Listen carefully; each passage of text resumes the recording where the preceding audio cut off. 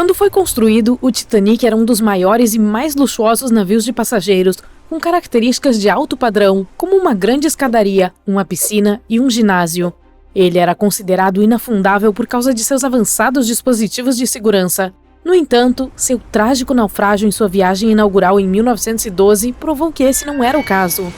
Foi somente em 1985 que o naufrágio do Titanic foi finalmente redescoberto, usando a mais moderna tecnologia de sonar. Desde então, milhares de itens foram recuperados de lá, muitos deles sendo colocados em exposição ou vendidos em leilões. Coisas como joias, um colete salva-vidas, um cardápio do restaurante da embarcação ou até mesmo uma amostra do tapete do camarote da primeira classe deixaram o público perplexo e contaram histórias das muitas pessoas a bordo. Os cientistas até tentaram inventar estratégias para recuperar o Titanic, não porque eles querem colocá-lo para exibição, mas para que possa ser devidamente estudado. E, mais importante ainda, para evitar que ele se danifique cada vez mais no fundo do oceano. Alguns sugeriram encher o naufrágio com bolas de ping-pong para fazê-lo flutuar, enquanto outros até consideraram injetar 198 mil toneladas de vaselina nele. Outra solução criativa foi proposta, a ideia de usar uma garra gigante ou uma pá para levantar o Titanic. Ninguém inventou esse dispositivo. O uso de 500 mil de toneladas de nitrogênio líquido para prendê-lo em um iceberg que flutuaria até a superfície também foi considerado, mas todas essas estratégias potenciais tiveram que ser eventualmente abandonadas, já que o Titanic está frágil demais para ser recuperado. Enquanto as icônicas barreiras de proa do Titanic correm o risco de ruir, bactérias comedoras de metal não param de mastigar os destroços do transatlântico. Uma empresa de exploração submarina planeja reunir dados sobre a deterioração do navio através de expedições anuais. Eles esperam que isso os ajude a aprender mais sobre o Titanic e também mais sobre o ecossistema que os navios naufragados criam. O transatlântico de mais de 100 anos também está sendo danificado diariamente por correntes marítimas profundas. Alguns especialistas prevêem que a embarcação poderá desaparecer em algumas décadas devido a buracos em seu casco. O convés que os passageiros lotaram quando o navio naufragou cedeu.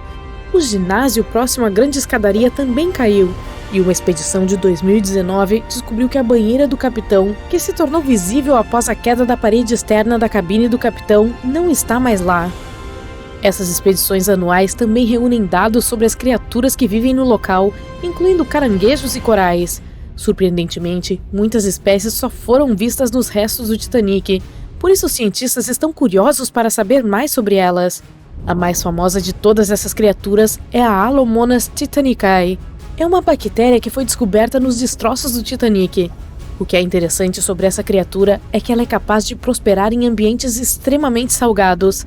Ela também tem sido resistente a vários antibióticos, ao contrário de outros tipos de bactérias. É provavelmente por causa dessa superbactéria que a deterioração do casco de ferro do navio aconteceu tão rapidamente. A expedição também analisará o campo de detritos e seus artefatos.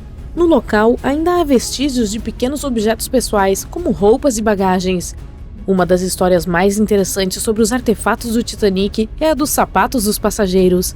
A maioria dos artigos do Titanic que foram perdidos no mar se deterioraram ou desapareceram completamente, mas não os sapatos. Eles parecem ser capazes de resistir às duras condições. Além disso, o couro da maioria dos sapatos está perfeitamente preservado, provavelmente por causa do tanino, uma substância usada no processo de curtimento do couro. Ele ajudou os sapatos a resistir às bactérias nocivas encontradas debaixo d'água.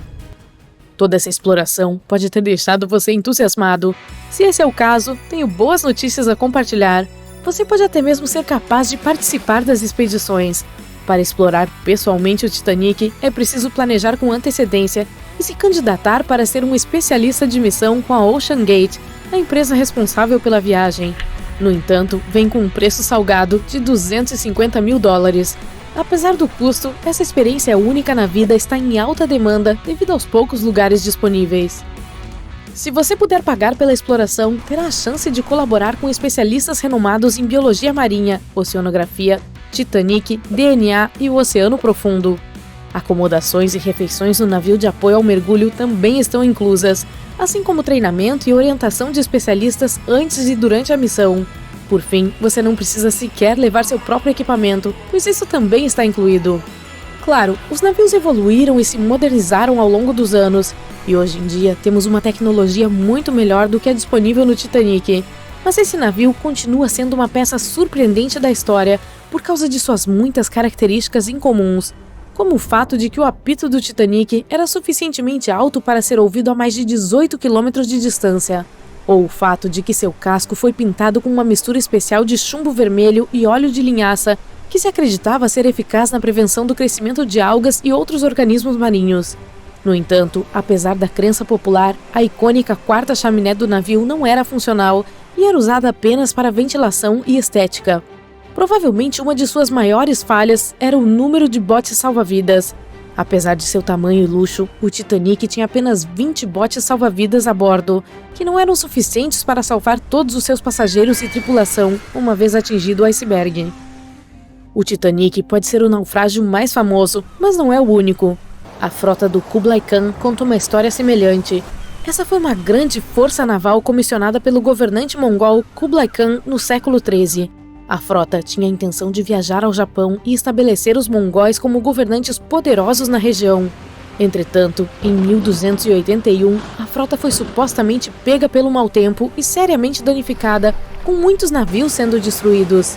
A lenda diz que a frota foi derrubada por um enorme tufão que ficou conhecido como kamikaze, ou vento divino.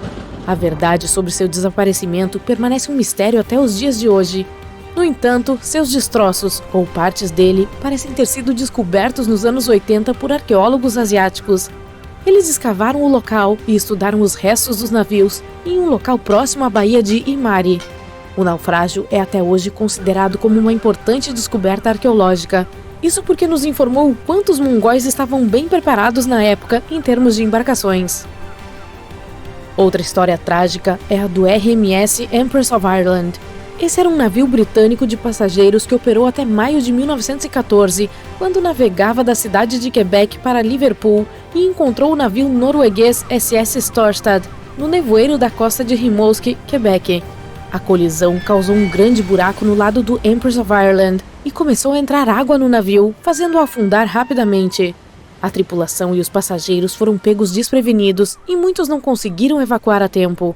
No total, 1.012 pessoas foram perdidas no desastre, tornando uma das piores colisões marítimas da história do Canadá.